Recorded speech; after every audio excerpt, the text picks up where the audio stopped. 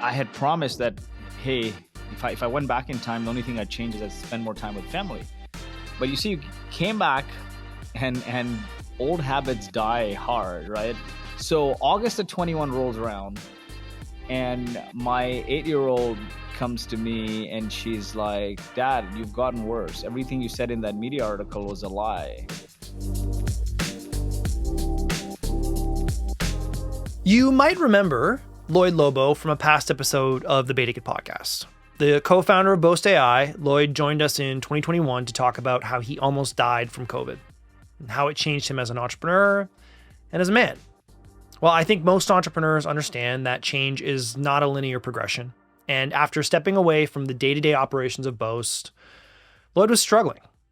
And on this episode, in his signature forthright manner, Lloyd catches us up on his journey to date, what he has learned, for real this time, what he almost lost, and how he has made changes in his life that stuck.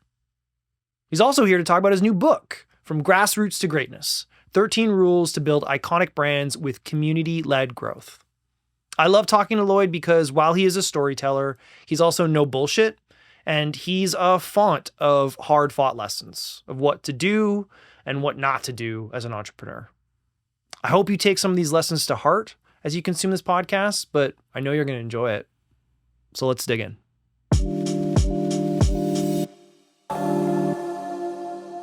Startwell is Toronto's best place for innovators to create and collaborate. With studios, meeting rooms, and event venues you can book on demand. The vibe and amenities here make Startwell feel like a boutique hotel for company gatherings. It is comfy and fun.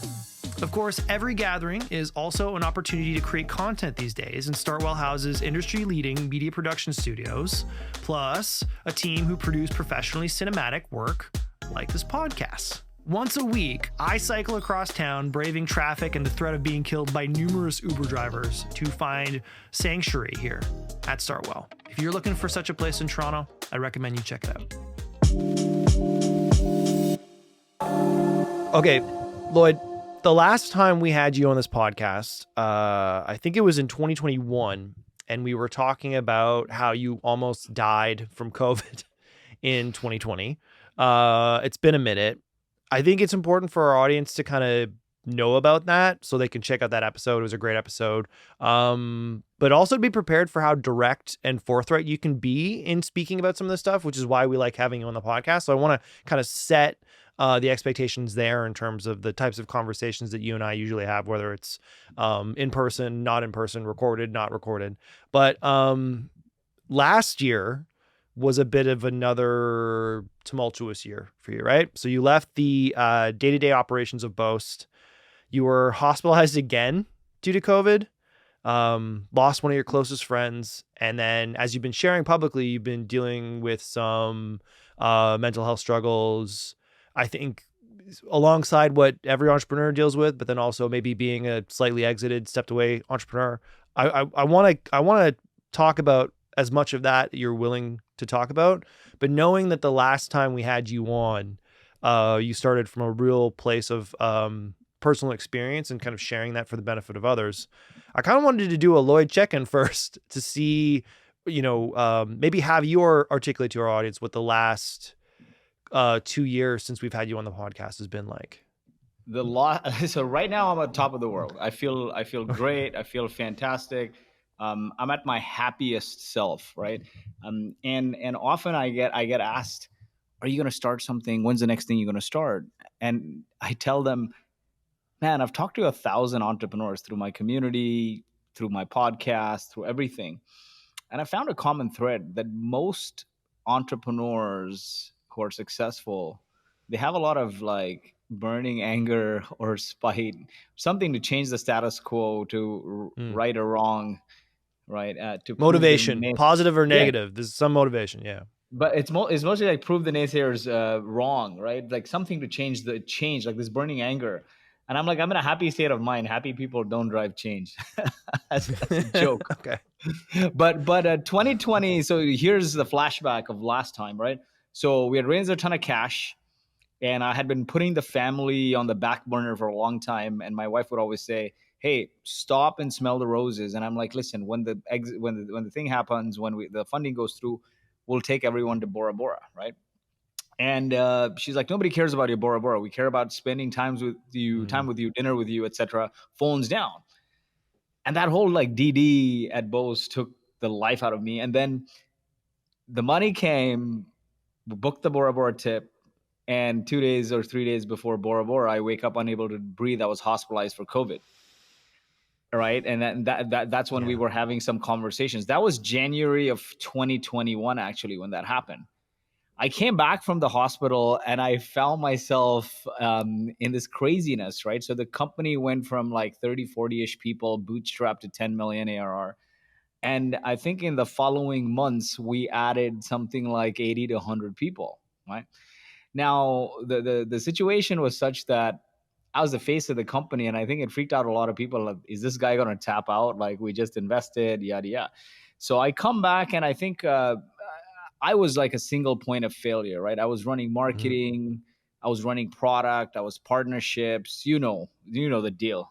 Bootstrap co-founder, and 100%. and so my roles, I started like giving away my roles.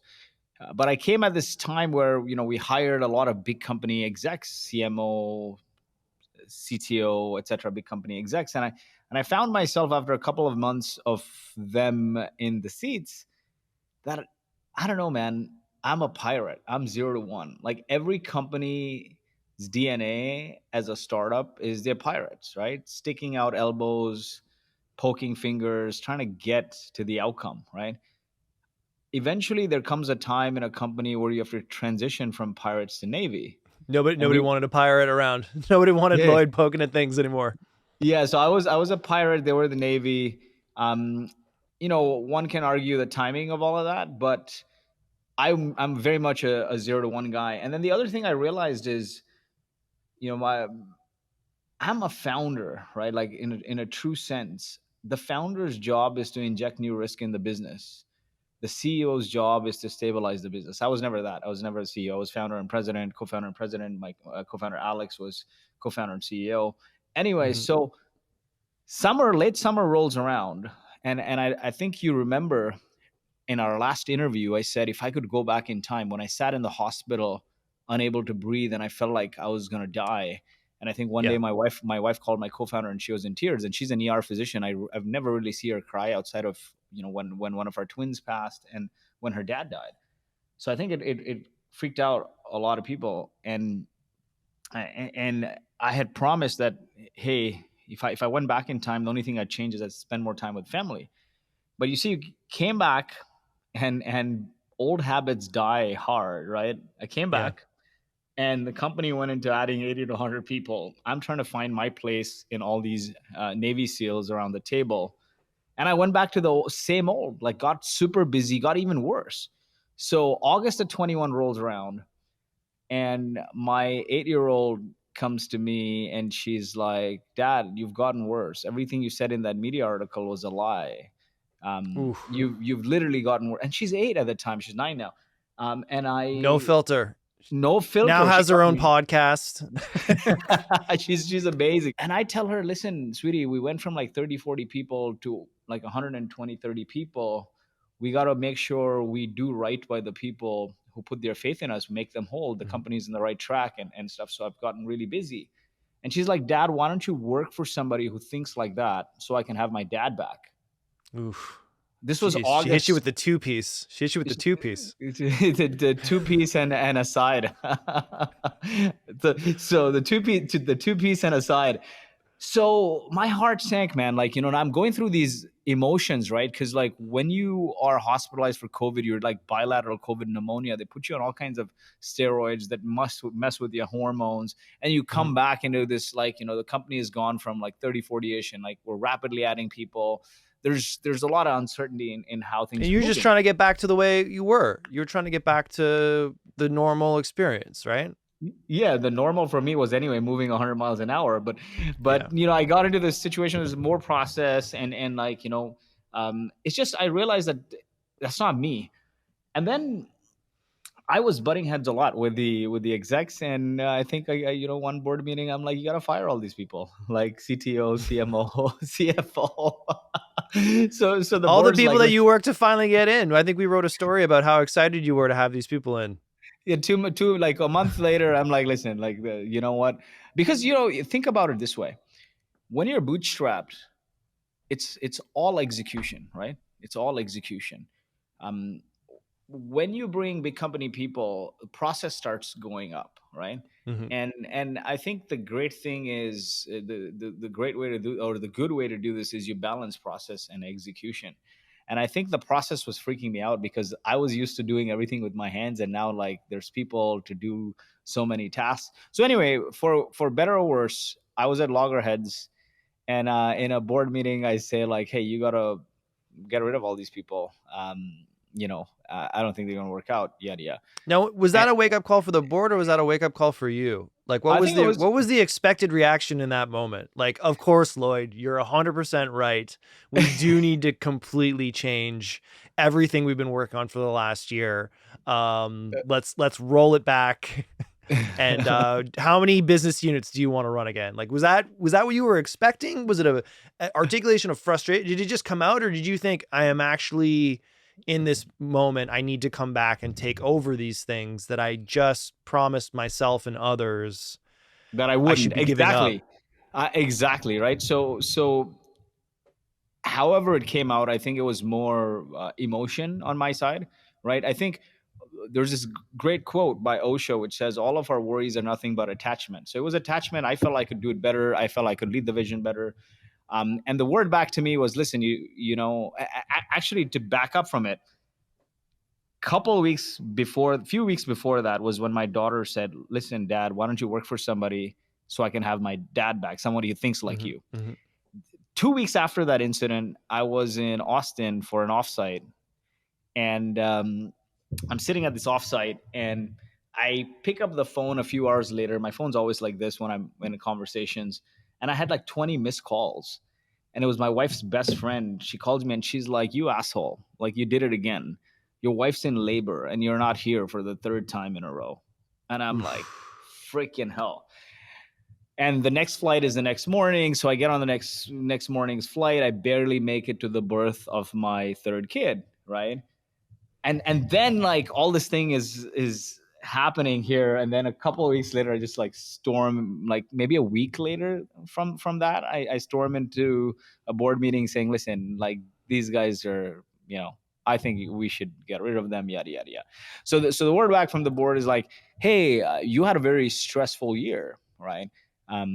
You almost passed of COVID, you had this thing with your kid, you just had a third kid, why don't you take a paternity leave, and then we'll come back and we'll figure out the right role. When they said that, How about you take a planned departure for time off with your family, thanks to this new process that we've developed since you've been away. How about Lloyd? How about you start taking advantage of some of the processes at the company you've built? Exactly. But I didn't take it that way, right? So when they said that, I think like, I mean, if you tell any co-founder or founder, take a paternity leave, their world will be rocked. So I felt like the floor was swept underneath me. I went home that day, I hugged my wife, and I literally cried for 10 minutes. And I wept and I wept and I said, I'm really sorry for the last 10 years or so, for all the times you needed me and I gave the company first priority. Today they don't need me, and you're the only person standing here. And what's funny is we had sold like 52 some odd percent of both. So me and my co-founder did well, right? And because the function of that was we had bootstrapped to 10. When you bootstrap to 10 million or almost there, you can, there's between venture capital, which is grow, and private equity, we buy a whole company. There's this other class of capital called growth equity. They liquidate the founders while also enabling them to stay involved in whatever capacity to help run it for the future. So despite selling like 52, 53% of the company and cashing out, me and Alex still owned a very good chunk of the company, nearly 40%. and we had 2 board seats, and we quite involved in the company. And my wife's like, dude, like, what is wrong with you? You can do whatever you want. You can like, Yeah. this is a blessing. But I didn't listen. I end up getting super depressed. I got overweight, started like drinking. And you know what's funny is I came into some money. I started calling my friends. I was going crazy. I was like partying all over the place. My wife let me be because she knew what I was going through. I'll tell you this one funny incident. I think it was June or something. I went to SASTR to speak in Barcelona. Then I went to Textilvania conference in Romania. And now I'm in Romania, and they did the conference after party, like for speakers and stuff, somewhere in the wilderness. Okay. And that's like 3.5, 4 hour drive from the airport. And I get a call from my friends, a couple of my friends from San Francisco saying, hey, we're in Costa Rica. Why don't you come hang out with us? So I started calling. This is 2 in the morning. This is how crazy I got. This is 2 in the morning now in Romania. I'm calling for Ubers. The next flight to Costa Rica via Paris or something is at 7 in the morning. So I'm calling for Ubers, and they're like, "What the hell are you doing?" I'm like, no Ubers in the middle of nowhere. Finally, like 20 minutes later, I get an Uber. The Uber shows up. I'm like, listen, can you give me 5 minutes? I pack my bag. I always travel in a carry-on anyway. I popped up the laptop. I booked the ticket to Costa Rica at like 2:30, right? And I said, guys, I'm leaving. I'm going to Costa Rica. Get on that. And I flew to Costa Rica. That's how crazy I got, right? And then Okay, we got to pause here because I think again, people listening or watching this know you are a compelling storyteller. You have experienced or driven a bunch of crazy circumstances that are very interesting to listen to. But I gotta kind of hold you to this a little bit, because what I'm hearing is maybe 3 things that really stand out to me, and some that personally resonate, and some that I don't, and I want to understand better. One, the debt of those 10 years, and the difficulty and the struggle in paying off the debt to the people around you as you've been bootstrapping, and how difficult that might be to let go of. And maybe the second thing here is as a struggle to know what to do or what you're about after you've let go, or people have told you to remove your hands, and that you are searching for something. And I'm wondering, and I want to ask you this directly, and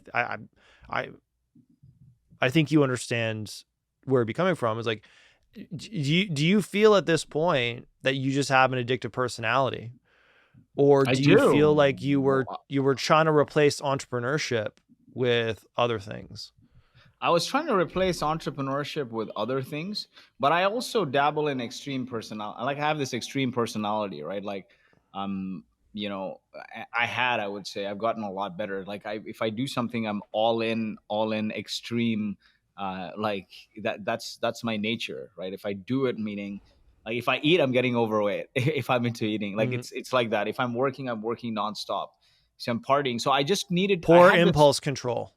Yeah, poor impulse control, or whatever you want to call it. But I had this thing, like, I was the face of this company. The company was my identity. I had this huge void to fill, and I didn't know what to do with it. That's what happened. And then I come back one day, and my wife's like, listen, you almost died of COVID. Okay. You're likely not going to get a second chance if you keep rolling the way you do. And the glass is half full, and I don't know why you wouldn't understand. You're in a position to go, move, live anywhere, do anything, but you choose to mope. If something happens to you, your kids are going to be left holding the bag. I'm going to be left holding the bag. Why can't you change? Right. And that afternoon, I was having lunch with Atlassian's president, and she tells me about her journey where she was burnt out after 15 years, resigned at Atlassian, and the CEO said, listen, don't resign. And at the time, she was VP product. Do whatever. And she took a sabbatical. She did everything that was fun that she never had a chance to do, like animal rehabilitation, hanging out in Tacoma Desert, etc. And she came back and it rejuvenated, and ended up becoming the president of this $40 billion company. And she said, self-care is not selfish. It's good stewardship towards the only way you can create value in the world. So that night, when I'm sitting in the room, like pondering these thoughts, I see the Peloton right across me, which has been turned into a towel rack for like 2.5 years. Yep. I hop on that. Couple shirts, 3 different Lobo hats. Three All different resting Lobo on different hats, parts. all resting, towels, everything. So I take it off, I hop on, and this instructor comes on who was brought her vulnerable self. She was coming off maternity leave and said couldn't ride the way she did before. And she's like, "Oh, I'm feeling this, feeling like not strong. I'm feeling weak. I haven't ridden in a while." And then she yells out, "Self pity is toxic. You don't need that shit. Like one shift, one crank, one ride around the block. I can with Eye of the Tiger from Brocky playing." And it jolted me. Mm-hmm. And I felt very connected to her and some of the other riders who were like high-fiving each other. And that one ride turned into two, turned into four, and like my transformation journey just began out of nowhere. And then in a few months from there, actually, we were to move to Austin, and she calls me and says, "Hey, I don't think I want to live in Texas. Should we move back to San Francisco?" I'm like, "We just rented our place in San Francisco." Then she's like, "Let's move anywhere." We'd been spending a lot of time in Dubai, so she's like, "Why don't you go to Dubai?" I was born in Kuwait, so a lot of my friends had moved, and I knew it was a land of convenience. We spend a lot of time here, right? It's a very chill place. Um, it's like Disneyland for adults, or like the Truman Show, like no stress, right? So I took that opportunity and I came back with a visa and the school admission. So she's like, "I guess we're moving, right? Time kills all deals. Remember that. If I didn't do that in that period, we'd probably be in Austin or back in SF." So Gotcha. so then did the traction conference, and I promised the fam that I'll take a sabbatical and not do anything and spend time with them from the time we moved to Dubai. So that was the chronology, right? January 21, COVID, then ran into this adding hundreds of people. August, my daughter says, "Hey, Dad, why don't you go work for somebody who thinks like you so I can have my dad back?" Then September, third kid born. Then the board situation where I'm like, "Fire everyone." They're like, take a paternity leave. Then that paternity leave of 6 7 months turned into me losing my my mind, traveling, partying, everything. Then my wife says, "Listen, it's time you do something about your health." Then made the decision to move to Dubai after looking at so many different places. And then did the traction conf last August, moved to Dubai. It's been a great decision. Actually, there's a huge Canadian contingent. I mostly hang around with Canadians here, fewer Americans, but a lot of Canadians, very close with the Canadian consulate folks here. So it's been like this huge Canadian mafia here. A lot of my friends are Canadian or folks from the Bay Area who quite moved here. And then as I was sitting around now, see, in my time, in my day, there's 4 or 5 hours of freedom, right? I don't pick and drop kids. I don't have to do groceries. I don't have to run around. Everything is done for you. So I got this free time. There's only so much you'll walk the beach and you work out when you're an entrepreneur like me. So I'm like, this free time. And I started thinking, like, maybe it's best I do something. And I started thinking about writing a book, because as I started to draw through my experiences and reflect and meditate and think through, I realized there's one very common theme. My parents grew up in the slums of India. There's a movie made on it.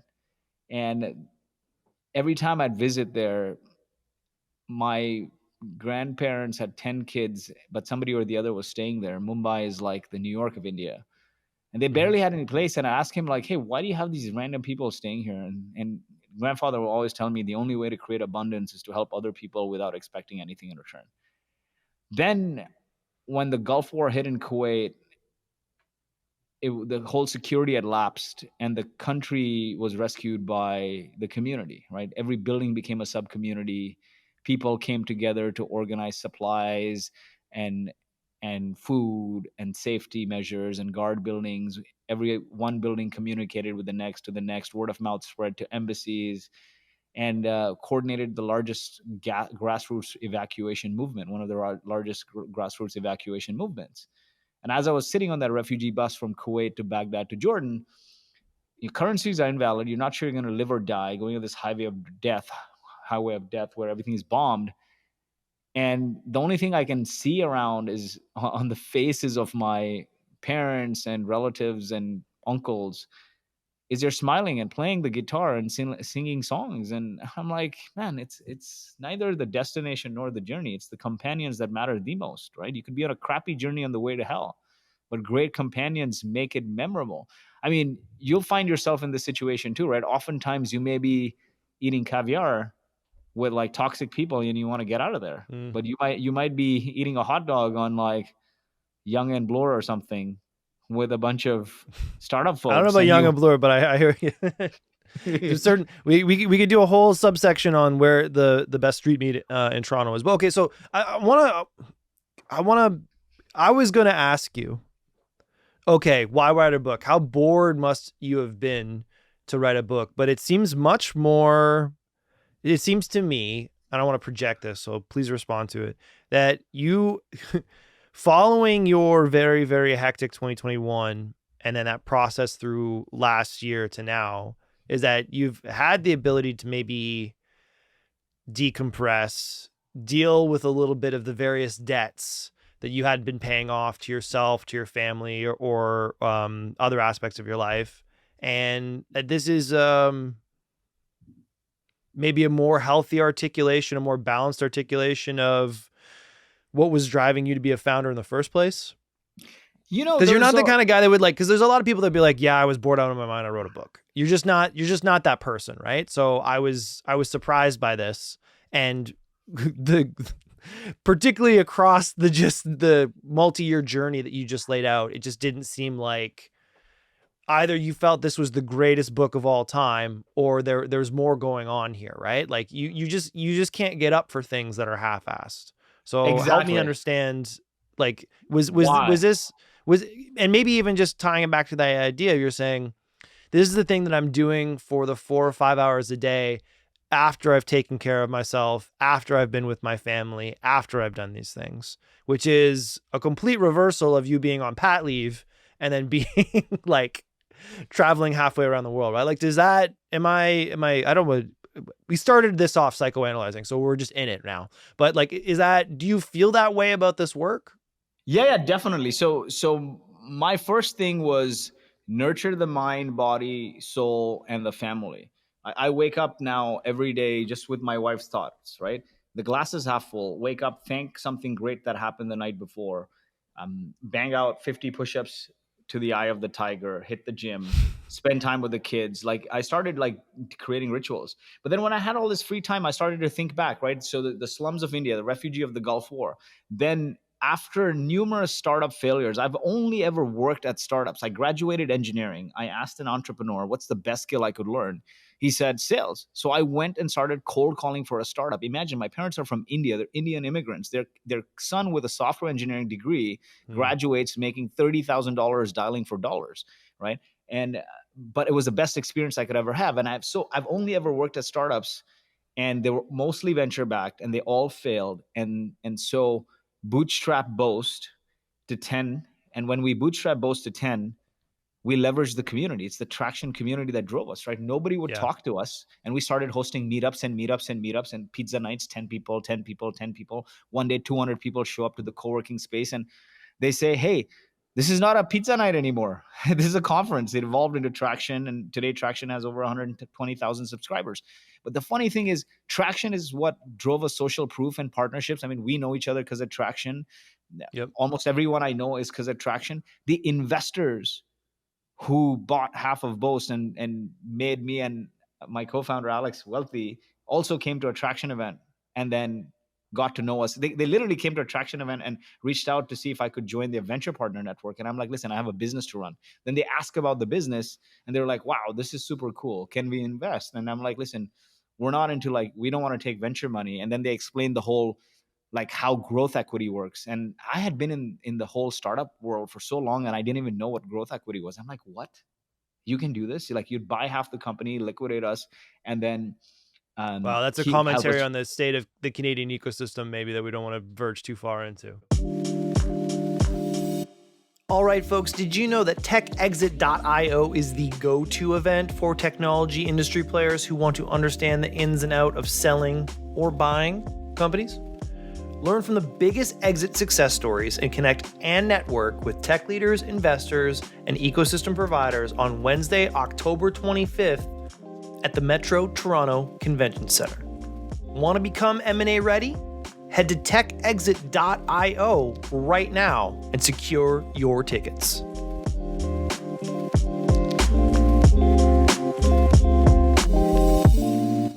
What you're talking about here is kind of the focus of the book, right? So Grassroots It's to community. Greatness, 13 Rules to Build Iconic Brands with Community-Led Growth. I Exactly. want you to circle the square on what community-led growth is, because I think it's a very strong articulation of what you were just doing before. But even just, you just said something that was really interesting, that it was in this period that you started getting all of these flashbacks of stuff that you had done. Do you like, this stuff wasn't necessarily top of mind to you, or consciously you were dealing with it until you gave yourself that space, right? Were you kind of, you were dealing with a 100%. little bit of, okay. 100%, right? And because the thing is, I started reflecting, and I have so much time. So you're thinking and you're thinking and you're like, where did I go wrong? Where did I go right? What are all the things? And there was this very common thread, right? From the slum to the Gulf War to traction bootstrapping Boast. Then we lost a child. So we were expecting twins just as Boast started to make some money in 2018. And you're like, oh, you know what? Catch a breather. And my wife and I relied on the Physicians Moms Group, which is like 120,000 physician mom community, and others had gone through premature babies, and there's constantly relying and chatting on that community. So that community was there. And then remember I said I ended up depressed and after leaving Boast. Mm-hmm. And when my wife said, like, wake up and smell the coffee, if something happens to you, your family's going to be left holding the bag, I hopped on that Peloton, and that Peloton rider community gave me a lifeline. So I'm like, I sat here with all this free time, and I'm like, from literally the slum dog to millions.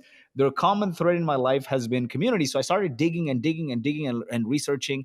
And the benefit was, through Traction, I had interviewed so many companies and entrepreneurs, and I started mulling through those. And I'm like, hey, there's a very common thread here. So I started reaching back, reflecting, and I'm like, I think the world needs to know that, you know what, successful companies do not lie in products or technologies, but it's in people. People build businesses, not the other way around. And you know, we're in this world where products are starting to differentiate very little, right?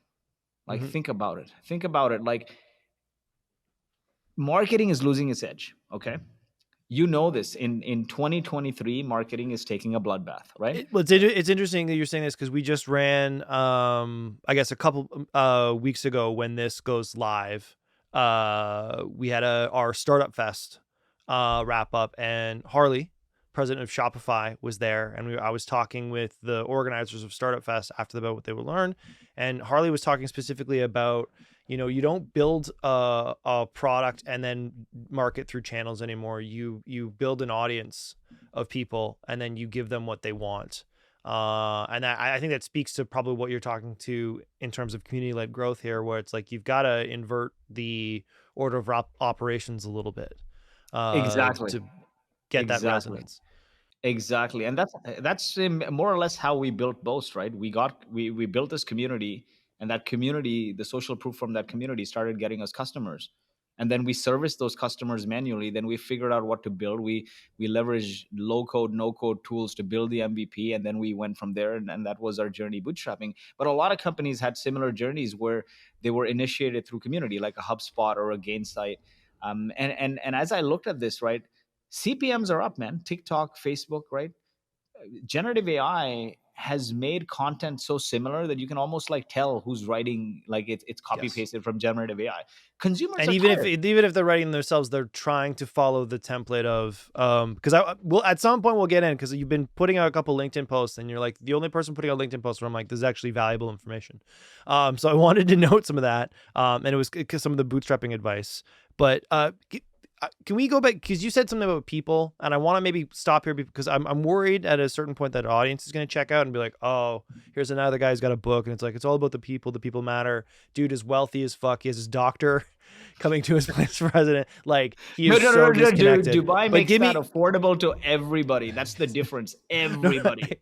I'm just saying. So tie that concept into a specific case example from one of the companies in your book, so people get that it isn't the thing that winners always say, but that it helps lead to that win. Can we click in one level deeper to talk about tangibly about how that happens? Because again, anyone who's gone to Traction understands what you're talking about. Anyone who's gone to Startfest understands what you're talking about. Like, but make that accessible to the audience consuming this right now so that they can kind of follow along. Give them that Eye of the Tiger song experience so they can kind of understand what you're leading to.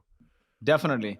So I'll tell you the journey, right? And then I'll break it down. The journey of everything that's iconic and memorable today, from Christ, Jesus Christ, to CrossFit, has this very similar journey. Okay. From Christ to CrossFit has this exact same framework. People listen to you or buy your stuff, you have an audience. You bring that audience together, you have a community. That community comes together to create impact. You have a movement. And that movement has unwavering faith in its purpose. It becomes a religion or a cult. Look at every brand. It's exactly this path: audience, community, movement, cult. We can take any example. We can take a Mr. Beast, or we can take a HubSpot. But I'll tell you from my personal experience. I can talk about both, and then I can talk about my personal experience. So remember, I said I graduated engineering, and I went and worked at a startup, and I was to be in product on that startup. But literally, when you're a 10-person company, you're doing product and GTM and everything, right? When they don't have those resources, especially back in the day when in 2005, 6, when like GTM startups were like more like product heavy, build it and they'll come. And it was also a time of offline marketing. And I wanted to learn about like SEO and website optimization and all of this stuff. This is 2005, 6, yeah, or like somewhere in that range. Every Google search I did, all the content I tried to find for it was from HubSpot. They didn't really have a product, man. So I started joining HubSpot's inbound community. I started learning everything, all their content I consumed. Through that, I launched a website. I built a YouTube channel. This is 2005, 6. I drove SEO traffic, did third-party blogs, and we did well with the marketing. And I had no sense of marketing. I didn't even know marketing was, man. I was an engineer. And then over time, like, became a part of HubSpot's community. I actually wrote some blogs for HubSpot even. And eventually one day when I had money, I became a HubSpot customer, right? Boast uses HubSpot. And so that tells you that there's a common thread here. In 2023, it's easier to build product with no code, low code solutions. What's hard and difficult? So think about it. Low code, no code has made it so easy. And there are marketplaces where you can just buy some SaaS products, exact framework, and then fix it, right? You want to buy Airbnb? Sure, buy Airbnb. Like, there are marketplaces. So you can offer a 10x cheaper solution that does the exact same as like some expense management software, and like e-blast it to tens of thousands of people and make some income, right? So then what differentiates you? Like, if you don't have an audience, you're dead. Building an audience and turning that audience into a community is the hardest thing to do. And if you look at it, HubSpot IPO'd at $1 billion. Today they're what, 20 billion? At peak they were 40. Why, right? And that is a very, very important thing. It's like, Can we dig into that more? Because you did a post about this like literally last week, and I had it pinned because I wanted to talk about it, because particularly in this moment, you're talking about like how marketing has changed and stuff like that. But you also have every other founder being told, like, if you launch an AI something or other, you're going to get cash right away. And you're talking about bootstrapping, but then also like actually scaling valuable growth. You had a post about, absolute best way to raise money for first-time founders with no startup experience. And you don't actually get down to the product or tooling or the tech until like 4. And it's not what you'd expect, right? You go from finding an ideal customer profile, talking to 50 to 100 customers to hone in on the problem, get paid to do the work manually, and get customers to their desired outcome, which I think is something that has disappeared off most business plans. Like, actually like validate this by making cash and having customers and keeping them happy, and then use no code, low code tools to digitize the manual work to build that audience. Is this like, to me, this reads as like, this is a very thoughtful, strong, battle-tested approach. It also seems like not something that you're hearing other people talk about right now. But I also think it aligns to where you're talking to in terms of like having this community-led growth, because you're starting you're starting with people. You're starting with the people that you want to engage with first before anything else. Do you get bounce back off this when you're trying to put it in front of young founders? And they're You like, and know, you're like, young blood, please listen to me. This is the way that this is like, take my lessons and bring them forward. Or you are they so know, focused on the deep tech and the transformative blah, blah, blah. And we don't want customers or to make revenue ever because that's scary. here's the thing, man.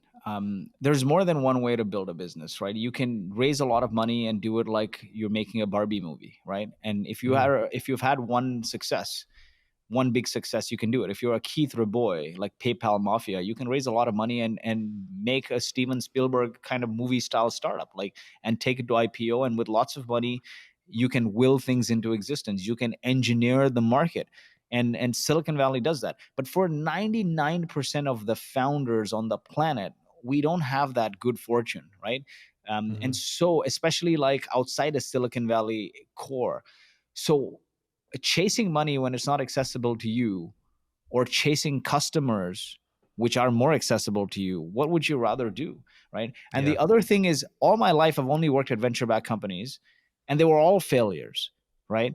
And so what does that tell you? 99% of these companies do fail. The only thing that worked is Boast, and Boast is a very successful company, right? Boast is a very successful But company that the started, venture came after. The venture came and well it was, after it was already a business. and it wasn't venture, it was growth equity, meaning like Yeah. we sold half the company. So what does that tell you? Like, I can sit here and do nothing because I bootstrapped the company, and me and my co-founder own almost 40% of the company. Why? Because we went down this bootstrap route. How many venture backed companies they can say after a big funding round like that they own like more than 20% each of the company? Very few, Yeah. right? And then they can say, yeah, the valuations and this and that. You want to know, like, the media has perpetuated this addiction to unicorn porn. In reality, the world is run by horses, camels, and donkeys. And what that means is, in the last 2 years, here's what happened. Here's literally what happened. COVID hit. It was a black swan event. Everyone needed to digitize. Everyone needed to get a Shopify, needed to get a Mhm. Zoom, needed to get a Snowflake. Everyone needed to. So you did that in 2020, you did that in 2021. If you didn't get a Zoom, Shopify, and Snowflake, Twilio, whatever, you didn't digitize, you didn't digitally transform in those 2 years, chances are you're not going to. We roll forward the market maybe a couple years. So expecting the same growth that you hit, like 10x growth in 2020 and 2021, is a fallacy. The thing is, I have a lot of VC friends as a function of living in Silicon Valley for very long. And we've had a lot of these conversations. And everybody knows they were gambling on startups, right? They're like, oh, the Mhm. very best startups will pull through. Some won't. But how do I know which ones will pull through and which one won't? In a rising tide, like, a rising tide lifts all boats. So every startup looks like they're executing. And then what happened? The interest rates went up, right? And the growth rate, SVB disappeared.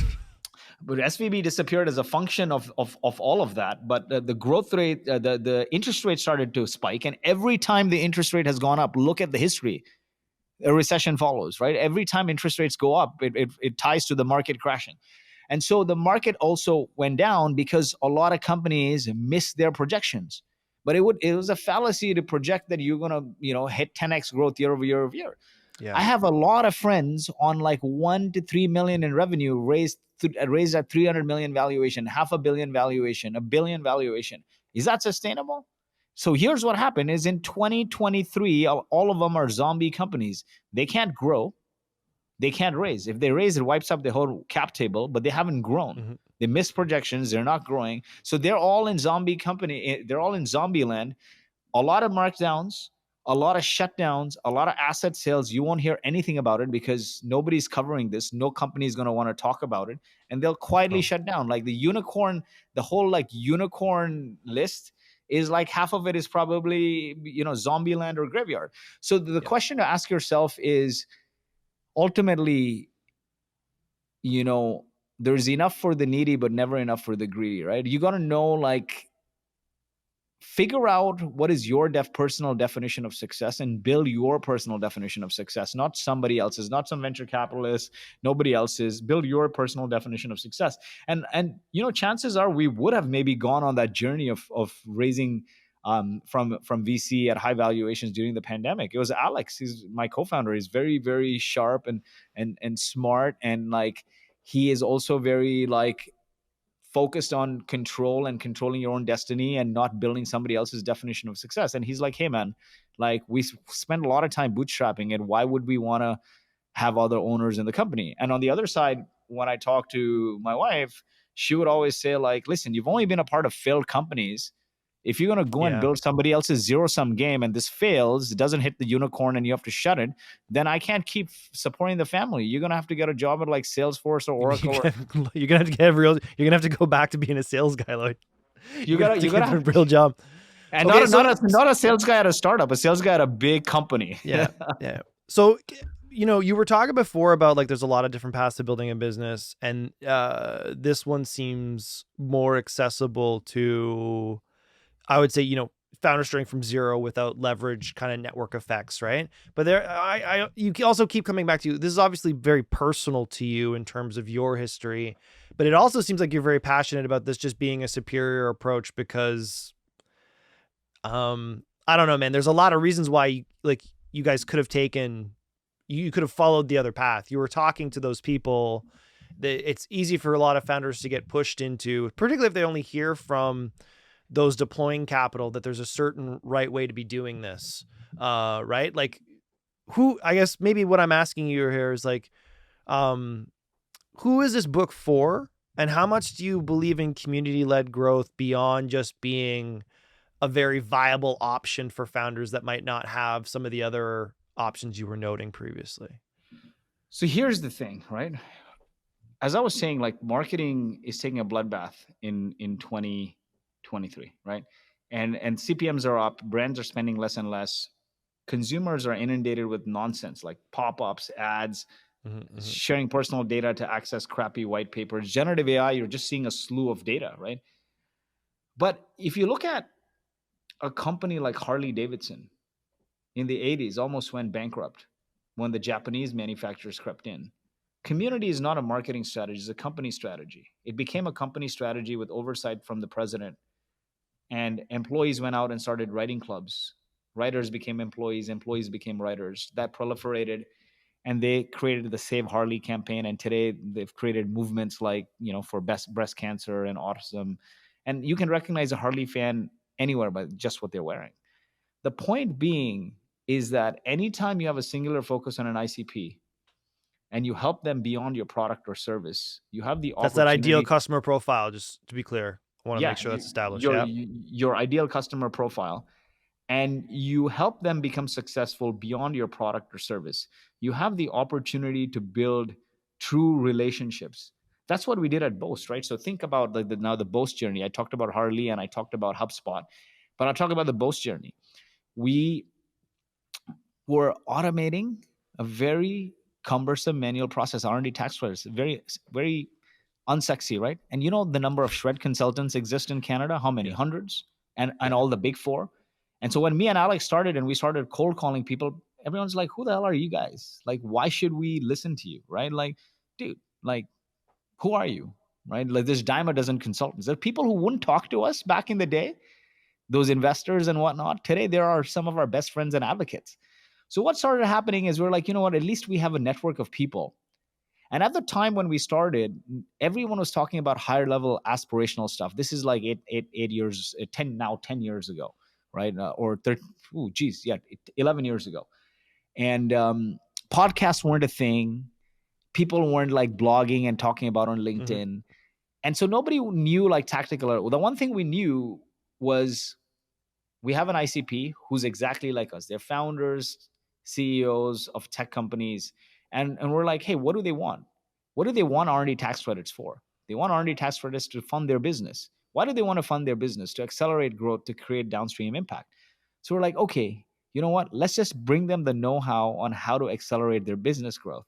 And so we started hosting. Now, at that time, like I said, all conferences were high-level aspirational. Nobody was in the tactics. So we started sending emails like, rather than saying, hey, buy my stuff, buy my shred, we would be like, learn this stuff.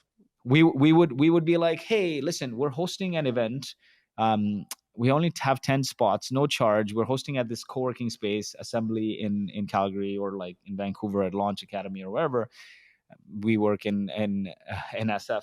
And we were like, we have this speaker, person of influence. He's going to share, he or she is going to share like how they got from X to Y, hired their first 10 people or got their first 20 customers or build their first product flow. So very tactical. The first event, 10 people showed up. We'd do it again with cadence and consistency. Then 15 people showed up. More and more and more people would show up. No mention like Bose. They knew that this event was hosted by Bose. It was just called Pizza Nights. And one day, like 200 people showed up to the co-working space and Bose guys. Now, the thing is this, there's this also other framework called visibility, credibility, and profitability. You get seen everywhere. Mm-hmm. And when you get seen with important people now, you also get their brand rub. I love this word, brand rub. So you become credible. Once you're credible, then profitability, make money is around the corner. So they would see us now. But that's also not as sustainable as what you're talking about here if it's community driven, because that eventually that brand rubs off, right? If you're not consistent, the brand rub will rub off, right? So you gotta keep playing it. You gotta keep doing it, right? A lot of people, they stop. And the thing is, all success is on the other side of consistency, right? It's compound interest. So if you remember, every time we did like 10 people and we stopped, Traction wouldn't be 120,000 subscribers today, right? One day, just by mystery, we hosted an event with the Plug and Play guys in San Francisco. We brought some of the CEO of Plug and Play and whatnot, and 200 people showed up. And then we did a conference after that, and 500 people showed up, and that was the journey. Cool. Now, when the pandemic hit, we had to cancel a conference. And I didn't want to do a 2-day virtual summit because I can't even sit through like 2 hours of content online. Yeah. The fact that we held you here virtually for this whole podcast is pretty incredible. I'm so proud. Because it's a conversation. It's not one way, it's 2-way, right? So it's already like remnants, like, see, an audience is one-way communication. It's hard, but a community is 2-way. You and I are talking so we can stay longer. And you know what's funny is if we were doing this in person, we'd probably stay for 2-3 hours, right? Because we're hanging out. Yeah. So when like more and more people started showing up, it started blowing up. And then when we were like excited for this pandemic 2020, conference, the pandemic hit, we had to cancel it. I was hoping it would get over, but in June we canceled it. In April we had to cancel it, the August conference. And I reached out to everyone and I'm like, listen, I don't think we'll do a virtual summit, but would you be open to joining an AMA once a week? Like, we'll invite the same audience, one topic, 1 hour. You can interact.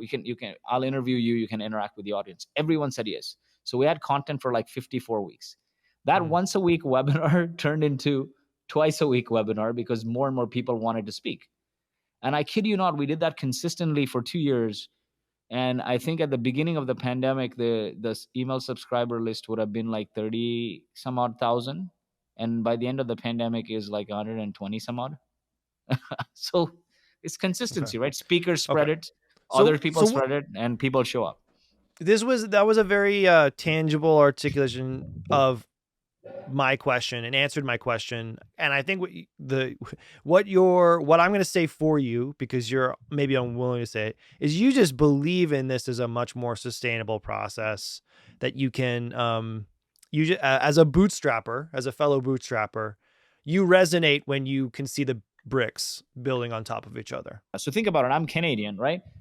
But I lived in San Francisco for the last 13 years in San Francisco, and since 2005 in the United States, and I graduated. Since 2006 in the United States, I graduated in 2005. When I was circling around Canada, almost everyone refused to talk to us. This is the reality. VCs, partners, almost everyone refused to talk to us. Oh, just two other guys. What? I didn't get them. So here's what happened. I started to reach out to people for advice and help, and nobody would talk to us. I was in Silicon Valley, and it's just everyone is so accessible. So I said, you know what? Rather than begging people for help, why don't I only create my own network? If you want to meet cool people, be the person that hosts the cool parties. So we created a cool party. It's Traction. So in my mind, Traction is not a moneymaker for me. It funds Launch Academy, which is my Traction co-founder Ray's nonprofit. If 1,000 people show up, or 500 people show up, I know we'll get the best speakers from Silicon Valley. I know we'll get the best audience because we're capping it at 1,000. I have no goals to sell 20,000 tickets. I want to bring a select group of people Yeah. and connect them with one another, have fun, and have a great time. And so that metric is always going to exceed and exceed and exceed because it's like a passion project. But the one thing I said is key lesson for everyone. Do not build somebody else's definition of success.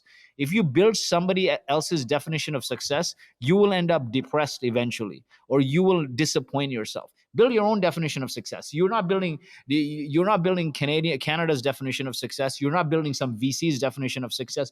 Think about this. And this, I want to give a shout out to Jafar Owenadi, who you probably know, Barley's founder. Mhm. Right, he was Lupio's founder, and one day he sat with me. It's really interesting before a traction event that he was to speak at, and I'm like, how did you decide like when to raise and whatnot? He's like, he gave me these questions, and he's like, write it down. I want you to write it down. And I actually just sent him a note every year. I send him a note thanking him. What is your personal definition of success? How much money do you want in your bank account? How long do you see yourself running this company? Is there a version of the company you do not want to work for? And is there a reason for or against raising money? Now, here's the funny thing. I had written answers to all of this, okay? And then I was trying to hold on to like my place at Boast. I think my time had passed. But in the process of moving to Dubai, I was unraveling all the boxes and I found the journal where I wrote this. And my wife shows it to me and we both had a laugh. I had written down how much money I want in my bank account. It was a checkbox. Is there a version of the company you don't want to work for? Also a checkbox. COVID tried to tell me those answers, like, getting hospitalized. Yeah. My child tried to tell me, the depression, everything tried to tell me. And probably if I read those answers at the beginning, I likely would have fought it anyway. But it was the universe's way of telling me that, bro, Yeah. life shouldn't be a moving target. You should know when enough is enough. You had Yeah. this written down for like so many years. Move on, right? And so that's the thing. Build your own definition of success. I'm happier today. I can do whatever I want on my time, on my dime, in my prime, right? Look at it. Like the North American or Western definition of success is a little bit flawed, right? You work 80, 100 hours a week. You wake up 2 hours early because 1 hour you got to commute. If you have kids, you need a bigger house, and most people can live near their work. So you commute. The property prices in Toronto and San Francisco, which is the cities we both live in, right? And you spend a couple hours commuting a day. You spend time picking kids, dropping kids, making dinners. Sunday is gone completely in planning for the week ahead. You barely have enough time to like maybe socialize with friends. Weekends catch up for it's not decompression time. It's not anything. It's just prep for the next run. 100%. And then mortgage, property tax, income tax, your suck drive. Then what happens? You retire at 65 when you're not functional, and you have like maybe what is the life expectancy in Canada? 75? So you have 10, not 12 long years. enough for these choices, man. Not long enough. Exactly. And so I said, you know what? Build your own definition of success, man. You want to, how much, like write down what amount of money you want in your bank account, that if you had it, it would be FIRE, meaning financial freedom, right? Retire early, Mm-hmm. right? Financial independence, retire early, and work towards that. You don't need to be in TechCrunch. Like, I'm telling you, do you remember the 2 articles on TechCrunch last week? I don't. So it feels good, but it's not good for you, right? Yeah. I think what the great thing here is that you've been talking so much about realigning the motivations that drive entrepreneurs and having a real clear understanding of like not only what success looks like, but what you should be doing to drive towards that success. Lloyd, man, it's always it's good talking to you. I'm glad that you're now starting to listen to yourself a little bit, man, and it shows. So stress burns you out, right? Like you can't think. And this is a point I want to make about mental health. We focus a lot on like externals, like taking SSRIs and drugs. Like basically, let's say this: medication, meditation, and masturbation. Masturbation being a euphemism for all the other things you do to deal with your personal burnout and mental health. But in reality, it's the environment.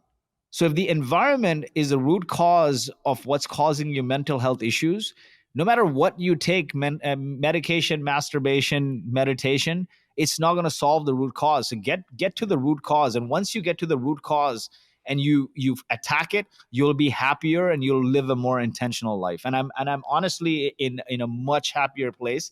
And that's why I wrote the book, is talking about communities and people and building life very intentionally. Yeah, and you come to it honestly with a great passion, and I think people will enjoy checking it out, even if they have to get past the fact that you put your name on your hat with flames. Lloyd, You got to thank you stand out. so much, man.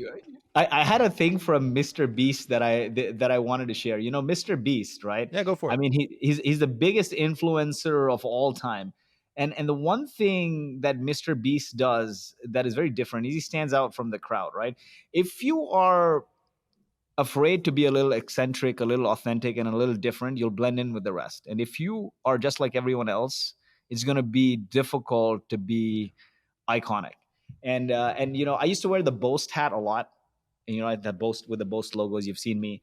And then I was no longer at Boast, and when I was moping, a friend made this hat and gave it to me, and I started wearing it, and it stuck. And now it's like part of my my identity. Lobo on fire. Lobo means wolf. The lion and tiger may be more powerful, but the wolf does not perform in the circus. Thank you so much for hosting me.